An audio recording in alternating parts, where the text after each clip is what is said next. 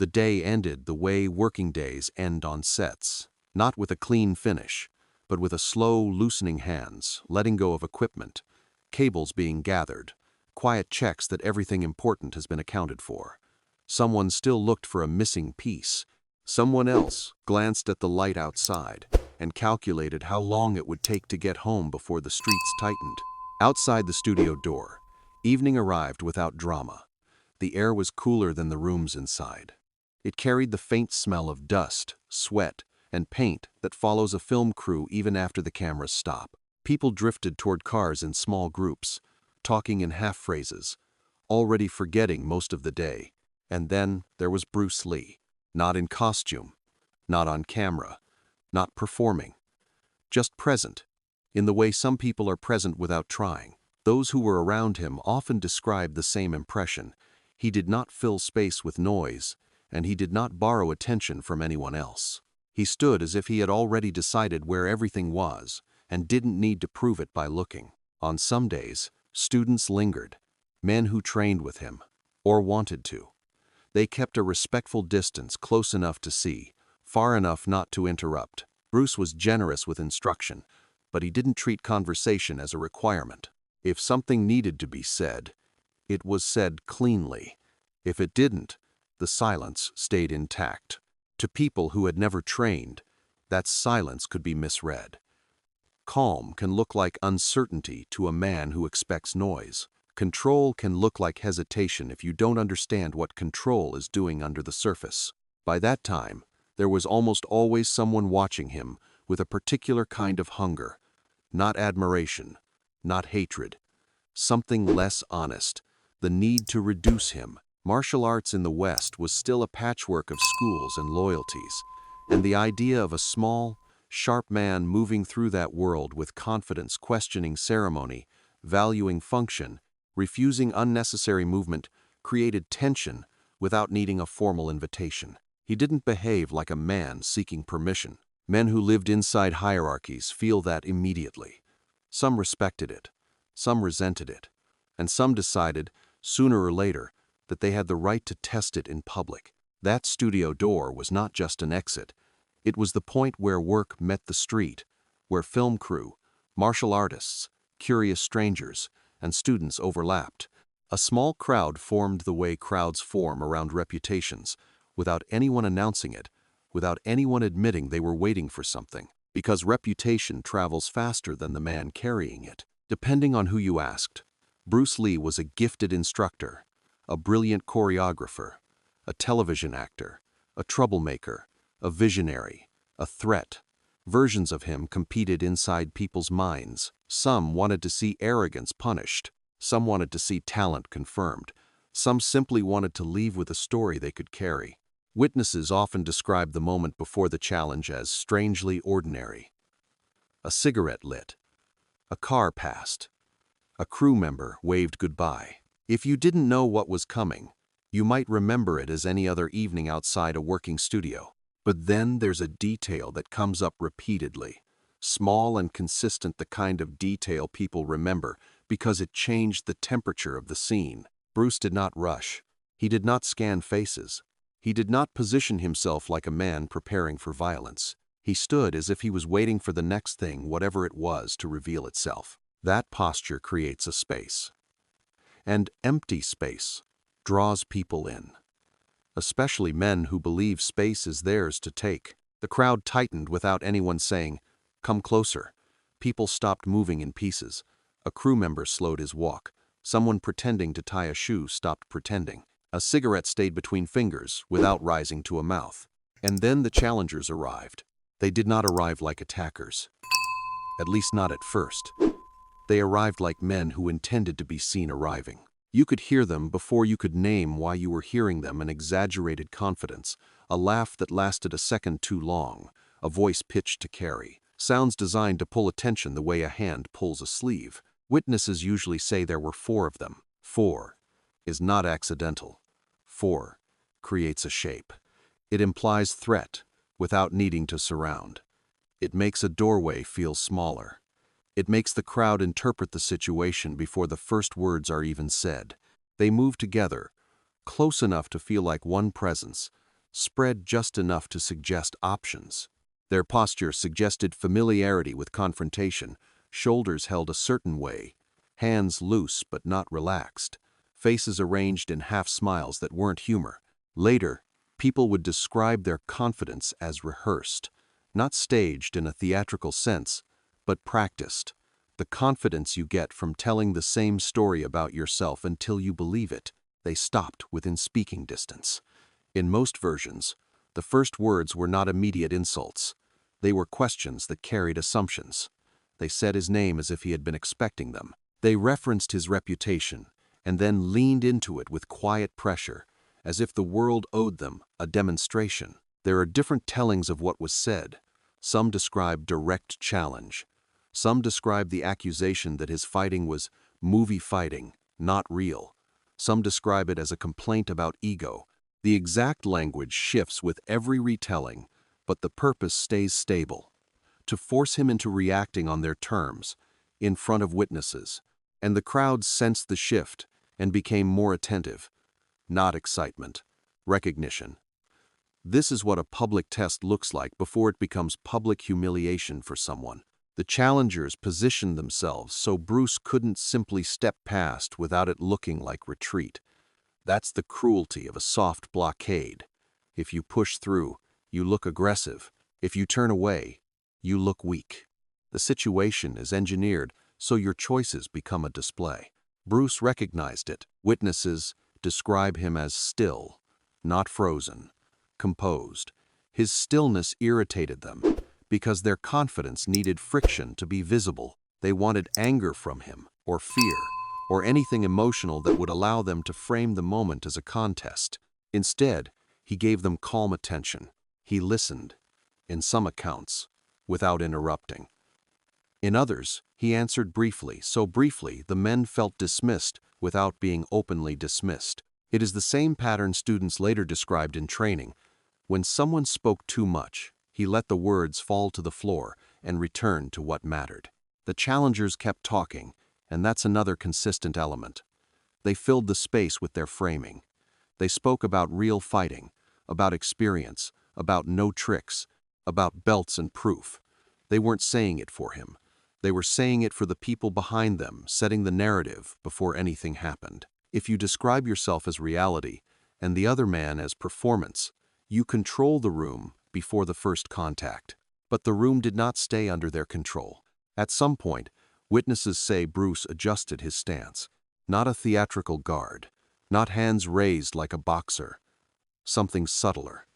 He placed weight where it belonged, aligned his hips, changed the relationship between his feet and the ground.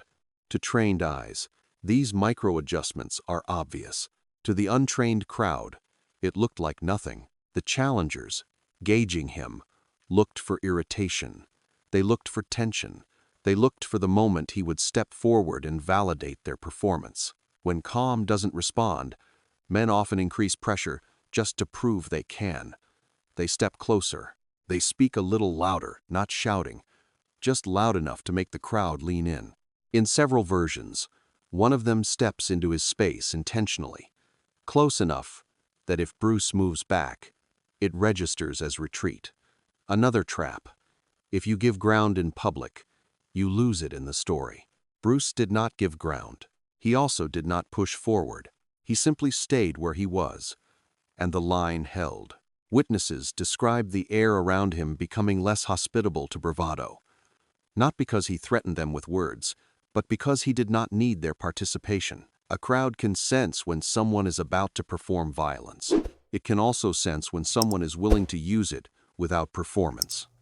That second kind of readiness makes men hesitate, even if they don't know why they're hesitating. But the challengers had come too publicly to retreat, so one of them made the first physical move. Depending on the telling, it's a shove, a grab, a hand reaching in something that can still be dismissed later as just testing. But in the logic of public tests, that first contact changes everything. Once contact is made, the scene cannot be called harmless. It becomes a record. Witnesses rarely agree on the exact technique. They agree on the result. They agree on the speed. they agree on the restraint. They describe a brief movement so small, it didn't register as a fight starting. They describe a sudden change in the challenger's posture, his balance interrupted, his certainty rearranged. There's often mention of an expression, confusion more than pain. Confusion is what happens when your body experiences a result your mind didn't authorize. And then the man is down, or bent awkwardly, or no longer contributing different versions, same meaning. He becomes a warning. The crowd tightens further. People lean without moving their feet. Someone near the back rises on toes for a better view. Small sounds become audible. A shoe scraping concrete, a cigarette dropped and stepped on without anyone looking down. A quick exhale from someone who didn't realize they'd been holding their breath. The strangest detail across careful accounts is how quiet it remained. You would expect shouting. You would expect an outburst. Instead, it stayed low, suspended, heavy. Uncertainty makes people cautious. It makes them still. The remaining three challengers felt the room change. They had expected escalation words to shoving, shoving to trading blows to spectacle. A messy exchange would give them excuses. Chaos always offers ways to reinterpret failure. But what happened did not look like chaos. It looked like an ending delivered too early. And then Bruce stopped.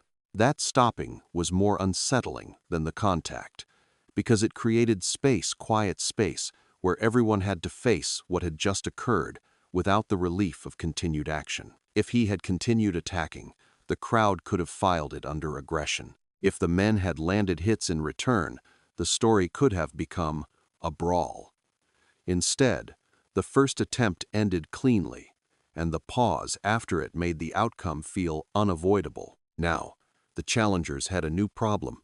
If they back away, they look small in front of the crowd they invited. If they attack, they risk becoming the next man whose confidence breaks in plain view.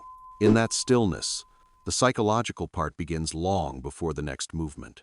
Witnesses describe the remaining men shifting their weight, recalculating distance. One of them tries to speak again, trying to restore the earlier framing, trying to make it friendly. A test. Something that can be narrated as if nothing serious has occurred. If it can be made friendly again, the first man's failure can be dismissed as a slip. But the crowd is no longer reading it as friendly. The crowd has seen the first crack. Once a public challenge shows weakness, it becomes contagious. Someone in the crowd makes a soft sound, half disbelief, half release. Not mockery, not applause, just a human noise that says, without words, that the room has shifted. The challengers hear that sound, and it changes them. Because now the crowd is not with them. The crowd is with the outcome. Bruce does not look around for approval. He does not glance to measure reactions. That absence of performance makes the challengers feel alone. Even though they came as four, they want him to play a role, angry, boastful, theatrical, so they can fight his role. But he keeps returning to the situation itself. As if the crowd is irrelevant, the second man finally commits. Again, witness accounts blur at the edges here, because everything happens fast and from imperfect angles. Some say he reached for Bruce's chest or shoulder. Some say he stepped in with a punch, meant to look decisive in front of witnesses. Some insist it was a real punch. Others call it a testing punch. The intent is what matters. He tried to force the exchange into a normal-looking fight. Bruce did not trade. He did not mirror. He did not answer on their rhythm. Those who trained under him later described this quality in simple terms. He didn't meet force with force. He met intent with interruption. The moment a man commits weight, his balance belongs to timing. Timing, in the hands of someone who understands it, can be merciless without being excessive. To the crowd, it did not look like a sequence. It looked like a change in state. A man upright becomes a man concerned with staying upright. A man advancing becomes a man stalled. There is sometimes mention of a small sound, an involuntary exhale. Breath taken by surprise. Not a scream, not a dramatic yelp. The body speaking in a language more honest than the mouth. And then the second man is down, or bent, or backed away again, Different descriptions, same truth. The crowd goes quiet, not cheering, not celebrating, quiet in a deeper way, as if the room is processing something it did not expect to witness outside a ring. Clean control is harder for a crowd to absorb than chaos. In that quiet, the third man moves. This is where some accounts become especially hard to separate, because two things may have happened nearly at once. Some insist the third man tried to rush in. Others insist he tried to grab from the side, believing numbers would matter if they could stop Bruce from moving freely. But the consistent point is this: the third man believed he was acting while Bruce was occupied. That belief is common in group challenges. It is also a mistake. Witnesses describe Bruce's response as small. A step, a shift, an angle change, nothing spectacular. And yet the third man's posture breaks, not necessarily thrown across space, simply reorganized in a way that removes his options. There is a truth in fighting most people only learn the hard way. You do not need to injure someone to take their certainty. You only need to prove, cleanly, that their plan does not work. The third man's plan did not work, and once it fails in front of witnesses, it doesn't matter whether he is badly hurt. His role in the group changes. He becomes another warning. Now there is one man left standing with full posture. The fourth. In many accounts, the fourth is the one that stays in memory for a human reason. He stops. He doesn't rush in to save face. He doesn't perform courage for the crowd. He looks briefly at his companions, one down, one compromised, one uncertain, and in that look, he recognizes the moment has already decided itself. Witnesses describe him stepping back, not sprinting, not panicking, just stepping back, as if testing whether the floor is still safe where he stands. Some accounts say his hands come up slightly, not in a fighting stance, but in a gesture that suggests, without speech, enough. If words were spoken, they were short and quiet. The exact phrasing doesn't survive reliably. What survives is the choice. He chooses not to continue. That choice confirms what the crowd has already begun to understand. This was never going to become the kind of fight they imagined. It was a demonstration, delivered once, then withdrawn. Bruce does not punish the retreat. That detail appears in nearly every careful version. He does not chase. He does not strike the man who steps back. He does not shout after them. He does not lecture, or announce victory, or claim the room. He allows the retreat to happen. And that may be the most lasting part of the story, because it denies the crowd the ending it expects. Most men tested publicly want to win publicly. They want the room to know. They want the story to travel. But witnesses say Bruce did not behave like a man collecting a trophy. He behaved like a man clearing an interruption from his day. After the movement stopped, the air did not immediately return to normal. Public moments don't end when bodies separate. They continue in posture, in faces, in what people pretend not to have noticed. The challengers had come to create a public scene. Now they were trapped inside one. They clustered together, checking each other, steadying an elbow, helping the first man up. Their formation, which had signaled confidence at the start, dissolved into practicality. Their eyes moved, not toward Bruce, but toward the witnesses. Men who lose in public rarely look at the person who stopped them. They look at the crowd. They search for a way to interpret what happened without accepting what it means. You can see it in the face-saving gestures, a laugh that doesn't land, a muttered line about slipping, a claim that this isn't the place, as if they are choosing restraint after losing the ability to choose the outcome. Chaos would have given them narrative room, but this had been too clean. Bruce did not help them by playing a role. If he had taunted them, they could have blamed him for arrogance. If he had shouted, they could have framed themselves as victims of disrespect. If he had performed dominance, they could have justified their own aggression. But he remained controlled, observational, almost indifferent after it ended, not cold, just uninterested in turning the moment into a spectacle. In some accounts, one of the challengers makes a half step forward again, trying to reclaim face without risking another definitive loss. Not a full commitment, a probe. the kind of movement that wants a symbolic victory. And then Bruce's attention shifts toward him. Not anger, clarity, a return of balanced readiness that feels like a door closing. The man stops, not because he is physically forced, because he recognizes what will happen if he continues. That recognition is the real defeat. The moment a man decides internally that he cannot win, the fight is already finished, even if no one throws another strike. The crowd notices the hesitation. And once the crowd notices, the challenger's authority collapses. A public challenge is a performance of status. It says, "We have the right to test you, and the capacity to enforce it." When the test fails cleanly, that authority doesn't just disappear. It reverses. Now the challengers are the ones being judged. Now their earlier words about real combat become evidence against them. Someone in the crowd makes another small sound again, not cheering, not applause, just disbelief. It cuts deeper than any contact because it tells the challengers the room has moved. Once the room moves, pride can't pull it back. The challengers gather themselves and begin to leave. People part to let them pass, not out of respect, but out of instinct. When something awkward happens in public, crowds create space to let the awkwardness go. Bruce does not stand in the center enjoying it. He doesn't linger. He doesn't scan faces to measure who saw. He doesn't collect the moment. He returns to ordinary life. He picks up what he came to pick up. He speaks quietly to someone near him, possibly a student or crew member, as if nothing happened that requires expansion. The victory does not become his identity. That is a deeper dominance than a loud win. Afterward, the story does what stories do. It fragments. People leave carrying different versions of the same short span of time. Someone close to the front tells it one way. Someone from the side tells it another. Someone who arrived late fills the gaps with assumptions. A student who admires him becomes too certain. A skeptic insists it wasn't real because he needs the world to remain predictable.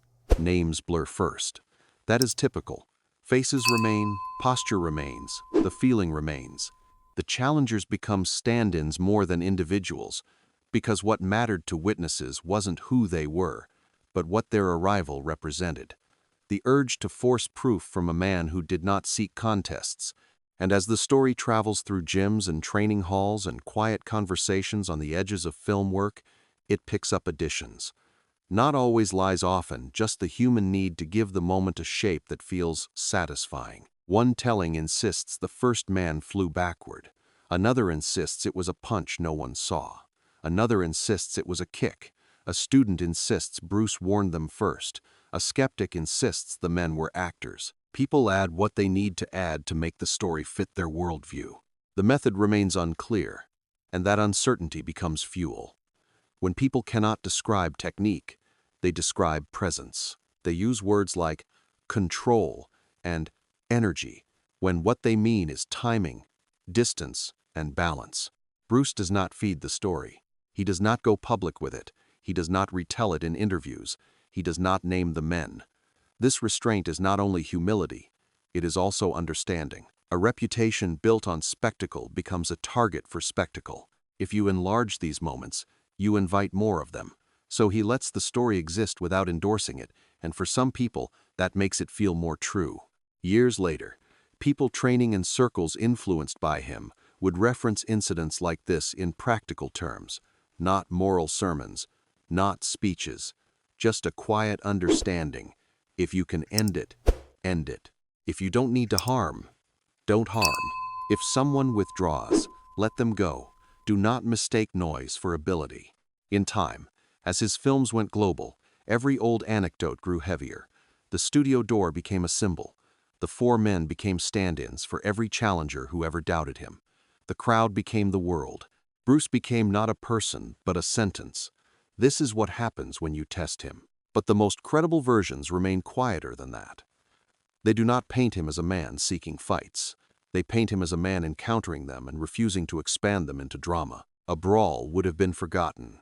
A brawl would have been filed alongside other brawls and replaced by newer rumors. What lasts is the memory of something decisive that did not ask for applause, Mastery, in real life, often looks like nothing until the moment you realize your options are gone. It looks like a man standing calmly while others talk. It looks like a brief movement that changes the outcome. It looks like restraint that denies people the spectacle they came to witness. And then it looks like leaving. That's why, decades later, witnesses still tell it the same way, even when they disagree on details. Not as violence, as certainty delivered once and then withdrawn. Four men came to create a scene. They left with a silence they didn't expect, and the man they came to test walked away without collecting the moment, leaving the crowd with something harder to forget than a fight. A public challenge that ended before it could become entertainment. If you want, I can also adapt this into a clean voiceover file with slightly shorter sentences and more breathing space, same tone, same events, just optimized for slow narration.